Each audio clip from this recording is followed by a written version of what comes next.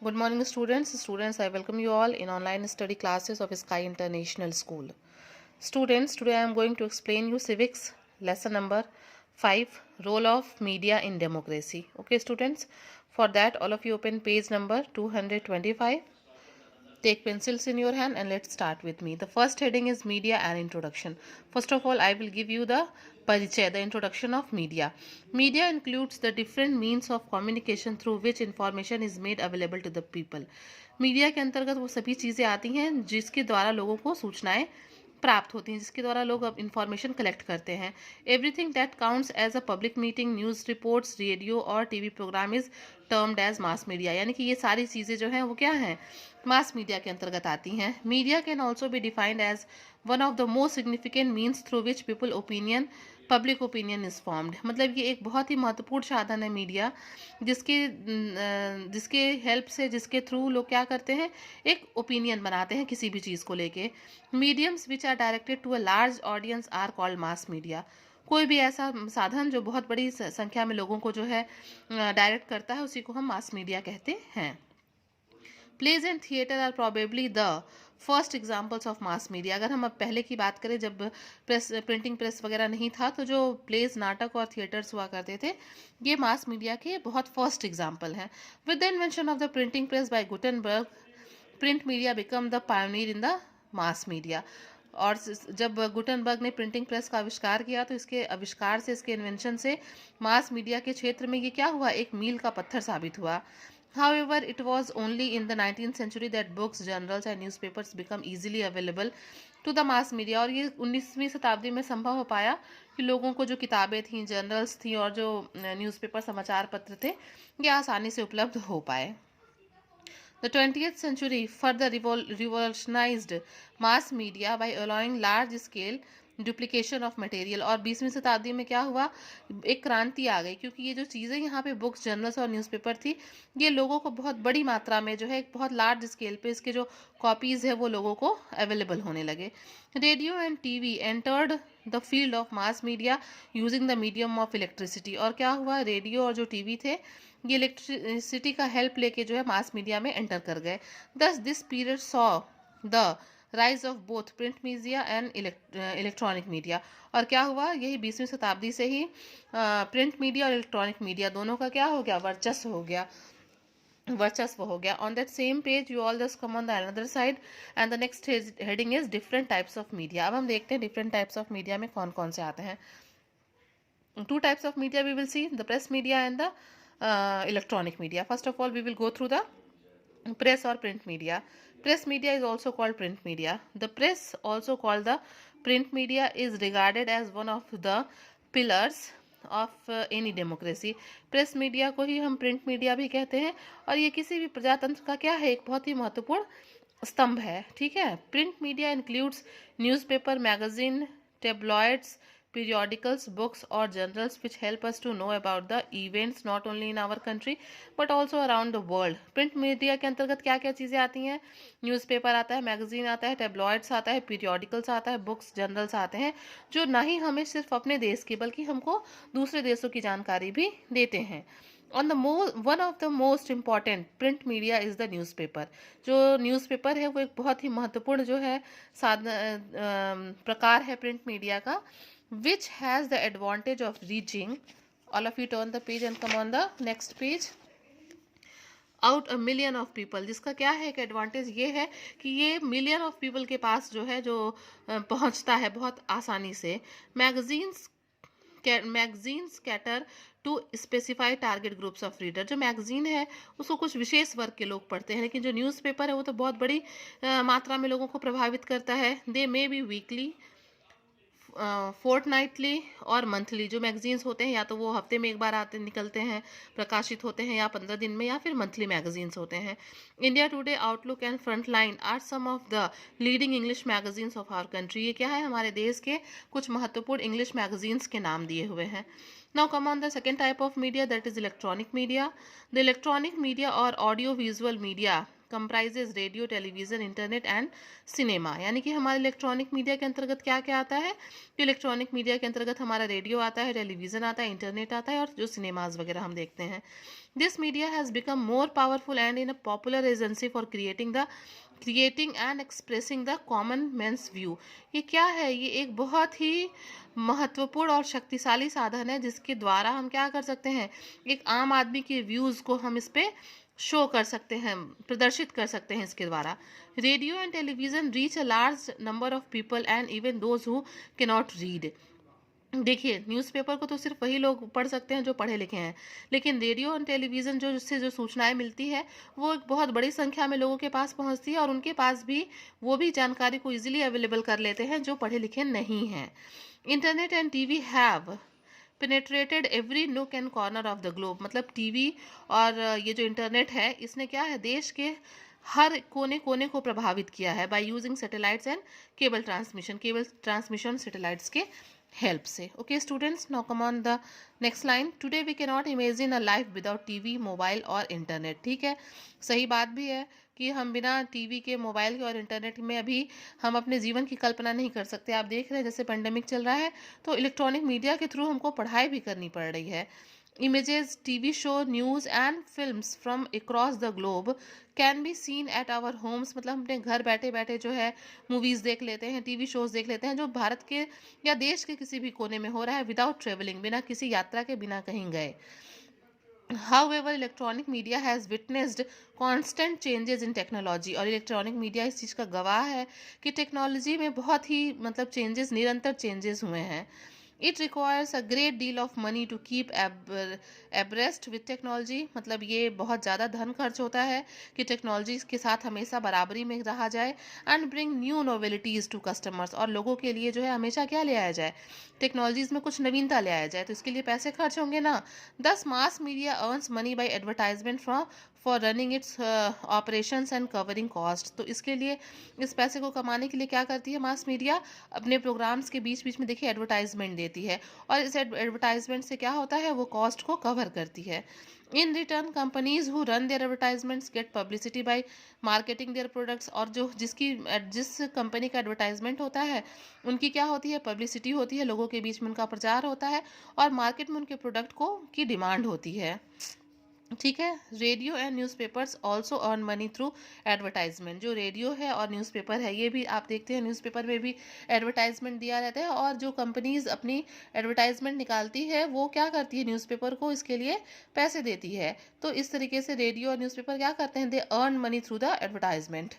Electronic media has also helped in creating an enlightenment and well informed people। Electronic media ने क्या किया है, ने बहुत मदद की है क्या करने में, लोगों को मतलब बहुत ही लोगों को सही जानकारी देने में, उनको अ, उनको ज्ञान, नॉलेज को एक्वायर करने में। इसमें जो इलेक्ट्रॉनिक मीडिया है इसका बहुत बड़ा क्या है, एक योगदान है।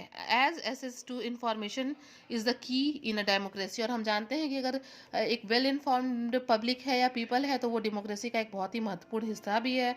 There are instances when the government has issued order which were not well received by the people. और कभी कभी क्या होता है, हम इसका उदाहरण भी देख सकते हैं कि कभी कभी जो गवर्नमेंट है उसका कोई जो ऑर्डर है अगर वो अच्छे से लोगों के पास नहीं पहुंच पाता, लोग उसको अच्छे से समझ नहीं पाते हैं, तो इसका भी इफेक्ट हमारे सोसाइटी पे, हमारे पीस पे पड़ता है, नेशन के।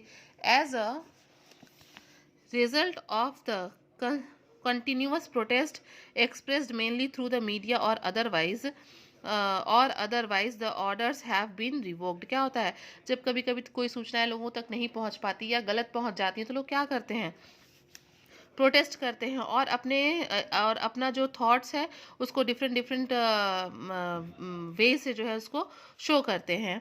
For instance when the UP government issued N order prohibiting shops and malls in UP from doing businesses after 7 PM, the government rolled back the order after it faced stiff resistance from the opposition and traders associations. क्या हुआ, इसका उदाहरण हम इस तरीके से देख सकते हैं कि जब यूपी में सरकार ने क्या कहा था कि उन्होंने कहा था कि अब 7 बजे के बाद जो है कोई भी दुकानें नहीं खुलेंगी, लेकिन क्या हुआ, ये इस आदेश को गवर्नमेंट को वापस लेना पड़ा, क्योंकि इसके प्रोटेस्ट में जो अपोजिशन था, जो दूसरी पार्टी थी, और जो ट्रेडर्स एसोसिएशन था, जो भी लोग व्यवसायिक लोग थे, उनका जो संगठन था, वो इसके खिलाफ हो गया और लोग क्या करना पड़ा, गवर्नमेंट को अपने बैकफुट पे आना पड़ा।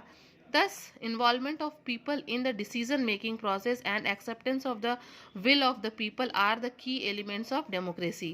तो क्या है, इसीलिए हर डिसीजन मेकिंग में लोगों का समर्थन हो, लोगों के हित में हो, पीपल का इन्वॉल्वमेंट हो, तो ये क्या है, ये बहुत ज़रूरी है। और यही जो है प्रजातंत्र का एक बहुत ही महत्वपूर्ण प्रजातंत्र की एक कुंजी है, कि जो भी हो वो लोगों के पीपल के जो है एक्सेप्टेंस से हो, उनकी इच्छा से हो। These can become a reality with the significant role played by the media. ठीक है, ये तभी हो सकता है कि जब जो मीडिया है वो एक अपना महत्वपूर्ण रोल प्ले करे। Now come on the next heading, public opinion and the media. अब हम देखते हैं पब्लिक ओपिनियन और मीडिया का क्या है। We all know that public opinion plays a very significant role in a democracy. हमको पता है कि हमारे प्रजातंत्र में जो जनता है उसका जो ओपिनियन है वो बहुत वैल्यू करता है, महत्वपूर्ण है, because it ensures the people make informed choice rather than acting and voting out of ignorance. A democratic government to a large extent is dependent on public opinion. भाई एक प्रजातांत्रिक देश है हमारा, इसलिए हमारा जो देश है प्रजातांत्रिक, ये बहुत लार्ज एक्सटेंट में लोगों के ऊपर जो है उनके विचारों पे डिपेंड है। An alert and well informed public help a democratically elected government to become responsible to the people. और अगर एक बहुत ही वेल इन्फॉर्म्ड पीपल है जिसको सारी सूचनाएं पता है, तो वो एक अच्छे गवर्नमेंट को इलेक्ट करता है, और इसी तरह का जो गवर्नमेंट, वेल इलेक्टेड जो गवर्नमेंट होती है, वो अपने पीपल के लिए क्या होती है, रिस्पॉन्सिबल होती है।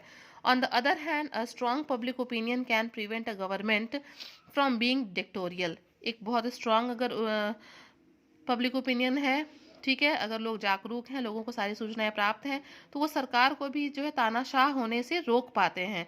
सरकार अपनी मनमानी नहीं कर पाती है। The ruling party can retain power only with a favourable public opinion. जो भी रूलिंग पार्टी है, जिसकी जो सत्ता में है, वो लोगों के ओपिनियन के अकॉर्डिंग उनके हित में काम करती है। As people have the freedom to express their views and raise their voice against decision which are unfavourable to them. क्यों? क्योंकि लोगों को यह अधिकार प्राप्त है कि वो अपने हित में, या जो अपने हित में आवाज़ उठाएं, या जो उनके हित में नहीं हो रहा है उसके अगेंस्ट आवाज़ उठाएं। Thus, the media plays an important role in providing information to citizen about the working of the government। और ये काम किसका है? इसलिए ये मीडिया का काम है कि लोगों तक, जनता तक जो सही इंफॉर्मेशन है उसको अवेलेबल कराए। ठीक है, educating voters about their rights. लोगों को जो है इस बात के लिए एजुकेट करे कि उनका अधिकार क्या है। Ensuring that transparency is maintain and governments are answerable to people. और इस बात की पारदर्शिता हो, नियम कानून की पारदर्शिता हो, और सरकार जो है वो क्या हो, वो लोगों के लिए आंसरेबल, जवाबदेह हो। Now come on the next page, page number 227, and the next heading is the media and ethics. जो मीडिया और उसका क्या आचार विचार है। ठीक है, the media plays a very important role in a democracy. जो मीडिया है वो बहुत ही महत्वपूर्ण रोल प्ले करती है डेमोक्रेसी में। It has the power to bring about positive and negative changes in a nation. Media के एक छोटे से स्टेप से जो है कोई भी ओपिनियन पॉजिटिव या पॉजिटिव से तुरंत नेगेटिव हो जाता है, और वो केवल किसी पर्टिकुलर प्लेस के लिए नहीं बल्कि राष्ट्र के साथ भी ऐसा हो सकता है। Therefore, it must realize that the power must be used with caution। इसलिए मीडिया को अपने पावर्स को बहुत सोच समझ के और बहुत ही समझदारी के साथ उसका जो है सावधानी पूर्वक उसका प्रयोग करना चाहिए। There are some of the principles the media should follow। यहाँ पे कुछ प्रिंसिपल्स दिए गए हैं जो मीडिया को फॉलो करने चाहिए। The news must be reported with truth and honesty. किसी भी समाचार का प्रसारण जो है पूरी सच्चाई और ईमानदारी से करना चाहिए। The people must never be given false information. लोगों को गलत जानकारी नहीं देनी चाहिए। All reports must be acquired from reliable sources. जो भी सूचनाएं मिली हों, एकत्र की गई हों, वो बहुत ही रिलायबल, विश्वसनीय स्रोतों से लेनी चाहिए। There should be no scope for spreading rumours or half truth. कभी भी मीडिया को जो है अफवाह को नहीं फैलाना चाहिए, या फिर आधी जानकारी है तो उसको भी नहीं लोगों तक पहुंचानी चाहिए। The media should provide opportunities to the poor and minorities to express their opinion and point of views। Media को ये अवसर देना चाहिए कि जो गरीब लोग हैं या माइनॉरिटीज़ ग्रुप के लोग हैं वो भी खुल के अपने विचार को जो है वो रख सकें। This will enable the government to provide solution of their problem. इससे क्या होगा, सरकार जो उनकी भी समस्या है उसका समाधान करेगी। Media should refrain from mentioning the race, religion और nationality of the subject of news stories unless it is a relevant। किसी भी इस तरह के मुद्दों को, जो कोई राजनीतिक राष्ट्रीय मुद्दा हो या धार्मिक मुद्दा हो, इस तरह के मुद्दों को जब तक कि ये कंफर्म ना हो जाए कि ये सही है या उसमें थोड़ी भी सत्यता है, तब तक उसको जो है लोगों तक नहीं पहुंचने देना चाहिए। This will help to prevent communal biased. इससे लोग क्या होते हैं, कम्युनिटी जो कम्युनिटी अलग अलग कम्युनिटी के लोग हैं वो बायस्ड होते हैं। The media should present diverse points of views and opinions without bias and partiality. जो मीडिया है उसको बिना किसी विशेष कम्युनिटी से बायस्ड हुए या पार्शियलिटी किए किसी भी न्यूज़ को जो है वो डाइवर्स उसके उस न्यूज़ के डाइवर्स पॉइंट्स को जो है शो करना चाहिए। The media should be fair and natural while reporting facts. जब भी किसी फैक्ट को रिपोर्ट कर रही हो मीडिया, तो उसको बिल्कुल नेचुरल होना चाहिए, फेयर होना चाहिए, सत्य होना चाहिए। It must not take sides in political matters. कभी भी राजनीतिक मुद्दों पे किनारा नहीं काटना चाहिए। And impartial and objective media will bring about politically aware citizen। okay, media must have respect for privacy. Privacy का ध्यान रख के जो है मीडिया को कोई भी काम करना चाहिए, उसका रिस्पेक्ट करना चाहिए। This is important when famous peoples are in the news for some personal reason. It must not play the role of a जज or support dismissal of charges against or acquittal of any one with the court having given its verdict. जब भी कोई famous लोग है, कोई हस्ती है, उसके बारे में कोई न्यूज़ है, तो उसके बारे में कोई र्यूमर मत दे। जब तक कोर्ट से कोई निर्णय नहीं आ जाता, तो अपने मन से कोई निर्णय ना दे उसको दोषी ना करार दे या दोष मुक्त भी ना करार दे। उसकी कानूनी जांच हो जाए। जब तक कोई जुडिशियल ऑर्डर ना आ जाए, उस पर मीडिया को कोई भी निर्णय नहीं देना चाहिए। Now come on the legal checks. अब हम कानूनी जांच देखेंगे कि मीडिया का भी तो कुछ लीगल चेक्स होगा। The office of RNI came into being in 1957। 1957 में जो RNI है, registrar of newspaper for India, ये जो है वर्क में 1956 में आई। All the newspapers that are published in India need to be registered with the RNI। जितने भी भारत में हमारे न्यूज़पेपर, जितने भी प्रेस वाले हैं, उनको सबको इसमें जो क्या होना चाहिए, रजिस्टर्ड होना चाहिए। The RNI then issues a certificate of registration. क्या होता है, रजिस्ट्रेशन के बाद जो RNI है वो सर्टिफिकेट ऑफ रजिस्ट्रेशन प्रोवाइड कराती है। RNI also keeps a record on the number of newspapers that are present in the country and their circulation। अगर हम RNI में जाएं तो वहाँ पे हमारे देश में जितने भी न्यूज़पेपर्स हैं सबका रिकॉर्ड्स जो है उनके पास होगा। The general broadcasting code adopted in 1962 which is otherwise called programme code. इसी को हम प्रोग्राम कोड भी कहते हैं। For both All India Radio and Doordarshan prohibits the following. क्या क्या किस किस चीज़ पे रोकथाम लगाती है, कि देखिए, क्रिटिसिज्म ऑफ फ्रेंडली कंट्रीज। किसी भी जो हमारा मित्र देश है उसका हमको क्रिटिसिज्म नहीं करना है किसी भी प्रेस को। अटैक ऑन रिलीजन और कम्युनिटीज़। किसी भी विशेष धर्म या विशेष समुदाय के खिलाफ कोई हमको बात नहीं कहनी है।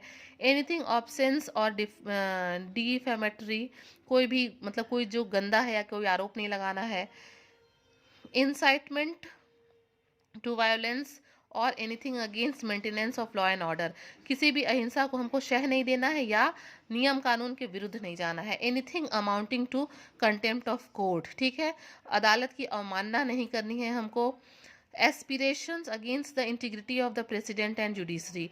किसी भी प्रेसिडेंट या जुडिशरी की अखंडता पे हमको कोई भी कलंक नहीं लगाना है, कोई भी उनके खिलाफ हमको वो नहीं करना है। Criticising a person by using his or her name. किसी भी व्यक्ति का या व्यक्ति विशेष का नाम लेके हमको उसका क्रिटिसिज्म नहीं करना है। Anything affecting the integrity of the nation. और कोई भी ऐसा काम नहीं करना है कि जिससे देश की इंटीग्रिटी में कोई भी किसी तरह से उसको प्रभावित करे। The Press Council of India is a stationary body in India and governs the conduct of the print media.